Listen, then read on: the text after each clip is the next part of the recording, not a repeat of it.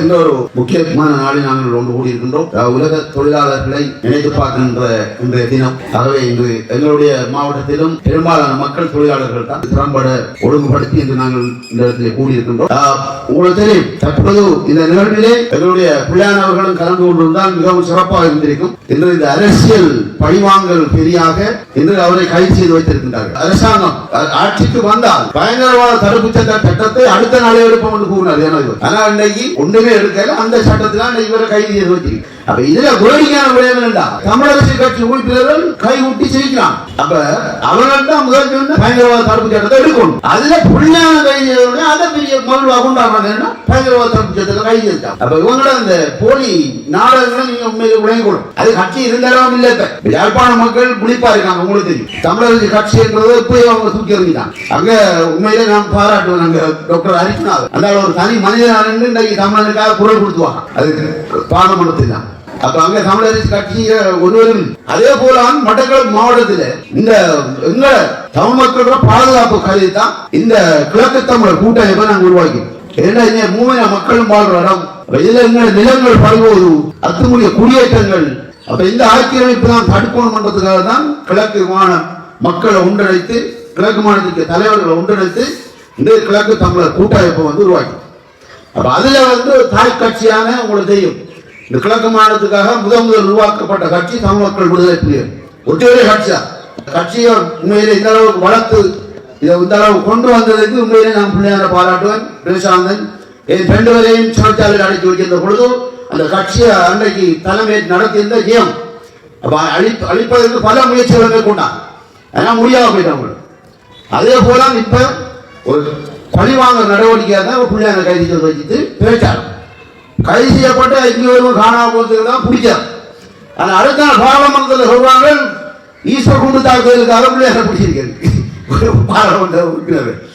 அப்ப அவ்வளவு பொய்யண்டுவாங்க. அப்படி ஒரு நாளுமே அறிஞ்ச விட அது ஒரு சட்டத்திலே ஒரு ஆளை பிடிச்சி வச்சு குற்ற புலனாய்வுக்குதான் நீதிமன்றத்துக்கு சமர்ப்பிக்கணும். அறிக்கை சமர்ப்பித்த பிறகுதான் அவங்க வெளியிடணும். அப்ப இதே சும்மா தேர்தல் பிரச்சாரத்துக்காக இன்றைக்கு ஜனாதிபதியிலிருந்து இருக்கிறார்கள் முழுப்பெற வாயிலே புள்ளியாங்க. உலகம் முழுக்க பேசப்படுறது புள்ளியா புள்ளியா புள்ளியா. அது நல்லவங்க நல்ல பிரச்சாரம் நாங்களுக்கு அது பிரச்சனை இல்லை. அப்ப இதுல மிகவும் கவனமா இருக்கும். அதனால அவர் நிரவலாதி என்று வெளியில் வருவார். ஏன்னா எதுவும் சம்பந்தம் இல்லாத ஒரு பிரச்சனைக்காக சும்மா பிடிச்சி வச்சிருக்கு. அப்ப அதால எங்களுக்கு ஒண்ணு நடக்க போறல. அப்ப இவங்க பேச்சாளர்களை நீங்க நம்பிடப்பட விளையப்படும் எல்லா மக்கள்.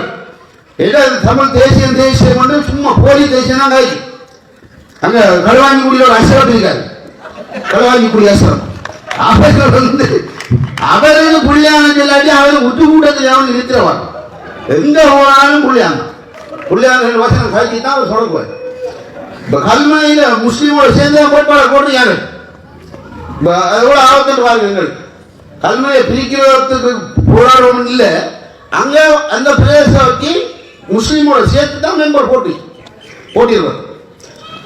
அப்ப இதை நீங்க விளையாடணும். தேர்தல் காலத்தில் போதி வாக்குறுதியெல்லாம் வழங்குவாங்க.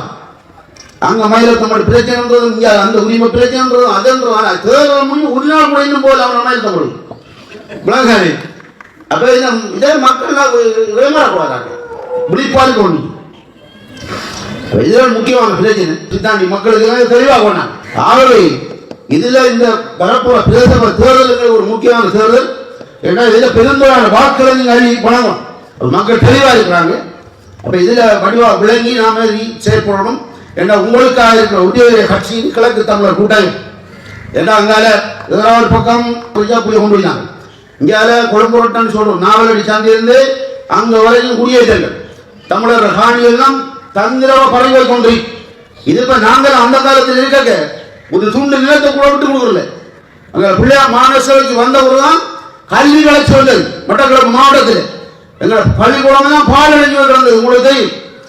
எப்ப அவர் முதலமைச்சர் வந்தாரோ அதுக்கப்புறம் அந்த மாநகர பள்ளிக்கூடங்கள் தரம் உயர்த்தப்பட்டு கல்வி என்ற பாரிய வளர்ச்சி. அதே போல மத்திய அரசாங்கத்திலிருந்து என்ன எங்களை நிறைய அமைச்சர்கள் கொண்டு வந்தோம். வேலை வாய்ப்புகளை கொடுத்தோம் மக்களுக்கு. சரி, இறுதி வரைக்கும் பிள்ளையார் அமைச்ச வீதிக்கு ஒரு கணக்கு இல்லை. எந்த காட்டுக்கு போனாலும் ஓடுறீங்க. அப்ப இந்த மாதிரி நிறைய வேலை திட்டங்கள் செய்யப்பட்டிருக்கு. அதே மாதிரி வியாழங்கள் அவரு எந்த மைதானத்துக்கு போனாலும் அவரு கதை சொல்லுவாங்க. ஒரு கிரௌண்ட போட்டுட்டார் கண்டிப்பா. நேற்று அவள் அப்ப இப்படி பாரிய வேலைகள் நடந்தது. இப்போ ஒன்றுக்குமே வாய்ப்பு இல்லை. இப்ப 3 பாராளுமன்ற உறுப்பினர் இருந்தும் ஒன்றுமே நடக்காது. அப்ப இதை நாம கருத்தில் எடுத்து 6 உங்களுக்கு சேவையாற்றக்கூடிய ஆட்கள், சரி எங்களை எதிர்ப்பை தக்க வைக்கக்கூடிய ஆட்கள், அந்த புரிஞ்சு கொண்டு நீங்க வாக்களிக்கணும். ஆகவே இந்த கிழக்கு தமிழர் கூட்டமைப்பு வளர்த்தெடுக்க வேண்டிய கடப்பாடு ஒவ்வொரு தமிழ் மேல் கிழக்கு மாநிலம். அப்ப அதை நாம மிச்சம் கவனமா முன்னெடுத்து போகணும். அப்ப இந்த கூட நாங்க மட்டக்களப்பு மாவட்டத்தில் மட்டும்தான் போட்டிடுறோம். அப்ப அடுத்த கட்டமாக மாநில சபை தான் எங்களை இலக்கு. அப்ப அம்பாறை திருவண்ணாமலை நாம் சேர்த்து அருண் கூறிய போல ஒரு தமிழன முதலமைச்சர் ஆகிறதுக்கான வாய்ப்பு இந்த கிழக்கு தமிழர் கூட்டமைப்பால் வரும். ஏற்கனவே உங்களுக்கு தமிழ் தேசிய கூட்டமைப்பு மாநில சபையை தூக்கி அப்படியே முஸ்லீம்கிட்ட கொடுத்தவர். ஒரு முஸ்லீம் முதலமைச்சர் கொண்டு வந்தாங்க காங்கிரஸ்.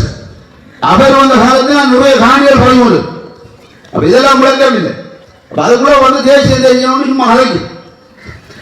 அப்ப இதை வழியா பிள்ளைங்க இந்த ஆயுத போராட்டத்தில் இருந்து கிட்டத்தட்ட நாங்கள் இந்த போராட்டமே போயிடும். ஏன்னா அழிவில் இருந்து எங்களை இளைஞர்களை காப்பாற்றணுன்றதுக்காக இளைஞர் ஜோதிகளை வெளியேறி வந்து 21 வருஷம். அப்ப 21 வருடத்துக்கு பிறந்த பிள்ளைக்கு வரலாறு தெரியாது. அவங்க சும்மா அந்த பிரச்சாரங்களை பார்த்து தான் இது பண்றது. அப்ப இதெல்லாம் நாம தெளிவாக்கும். இந்த ஆயுத கலாச்சாரம் போயிடாம தான் வந்தாங்க. வந்து பல சிரமத்துக்கு மத்தியில அரசியல் மயப்பட்டு எடுத்த மக்கள், அதுக்குள்ளே கன மக்கள் காணாம போன கன மக்கள் படுகொலைகள் எல்லாம் நடந்திருக்கு. உங்களுக்கு தெரியும். இந்த அளவுக்கு நிம்மதியா இருக்கணும் என்றால் இன்றைக்கு இந்த யுத்தம் பண்றதை நாம விட்டு விலகி வந்தான். அதுல கிட்டத்தட்ட 8000-9000 போராளிகளை வீட்டுக்கு அனுப்பின உயிரோட இன்றைக்கு இருக்காங்க. அவங்க குடும்பம் சந்தோஷமா இருக்காங்க. அதே போல வடக்குல வந்து கிட்டத்தட்ட 6000 மேற்பட்ட போராளிகள் முடிஞ்சிருக்காங்க. கிழக்கு மாநில போராளி. இதெல்லாம் வரலாறு.